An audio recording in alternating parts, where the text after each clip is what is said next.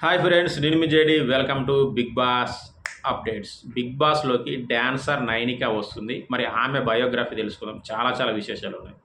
First ఆ అమ్మాయి ఏంటంటే ఒరిస్సా అమ్మాయి. ఒరిస్సాలోని జార్సుగూడలో ఆగస్టు 27న పుట్టింది. తండ్రి ఆడపిల్ల అని చెప్పేసి వదిలేశాడట. సో చాలా విషాదకరమైన ఘటన ఇది. ఆడపిల్ల అని చెప్పేసి ఇది నాకు అవసరం లేదు, ఆడపిల్ల నాకు వద్దని చెప్పేసి వదిలేసాడట. ఓపెన్ స్టేజ్ మీద కూడా డీలో చెప్పింది అమ్మాయి. ఇలాంటి వాళ్ళు కూడా ఇంకా ఈ కాలంలో ఉన్నారు.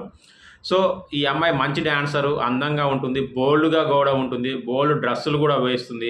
మరి ఇంత ఉండి సినిమాల్లోకి ఎందుకు రాలేదనే చాలా డౌట్ ఉండొచ్చు. అమ్మాయి చాలా ఇంటర్వ్యూలలో చెప్పింది. చాలామంది ప్రొడ్యూసర్కి సిగ్గుండదు, ఫోన్ చేసి కమిట్మెంట్కి ఓకేనా వస్తావా అని అడుగుతారని చెప్పేసి. చాలా బాధ కదా.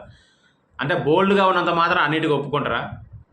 ఆ అమ్మాయి చాలా సార్లు చెప్పింది. అంటే వాట్సాప్‌లో పంపిస్తారంట, ఫార్మ్ ఫిల్ చేసి పంపియండి అని చెప్పేసి. హైట్ ఎంత, వెయిట్ ఎంత, అంటే కొలతలు ఇవన్నీ రాశాక కింద కమిట్మెంట్‌కి ఓకేనా, కాంప్రమైజ్ అవుతారా, యెస్ ఆర్ నో అని ఉంటదట.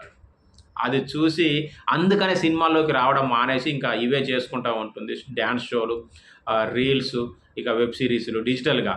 ఇంకా ఈ అమ్మాయికి ఇన్‌స్టాలో కూడా అద్భుతమైన ఫాలోవర్స్ ఉన్నారు. అంటే 9,00,000 పైన, 9,00,000 పైన ఫాలోవర్స్ ఉన్నారు. నాకు తెలిసి బిగ్ బాస్‌లోకి వస్తే అది 1,000,000 దాటి 2,000,000కి వెళ్ళిపోద్ది. ఇక ఈ అమ్మాయి వాళ్ళు వచ్చేసి ఒరిస్సాలో సొంత ఇల్లు ఉంటే ఆ ఇల్లు అమ్మేసి హైదరాబాద్‌లోని మాదాపూర్‌లోని నెక్టా గార్డెన్‌లో సెలూన్ పెట్టారు ఒకటి. దాదాపు 70-80 లక్షల ఖర్చుతోటి.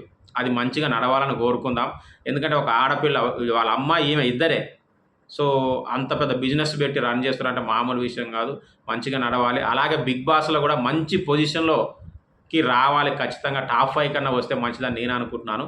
సో మీరేమనుకుంటున్నారో కామెంట్ చేయండి. ఇంకా మీకు డాన్సర్ నైనిక గురించి ఏం తెలుసో ఖచ్చితంగా కామెంట్ చేయండి.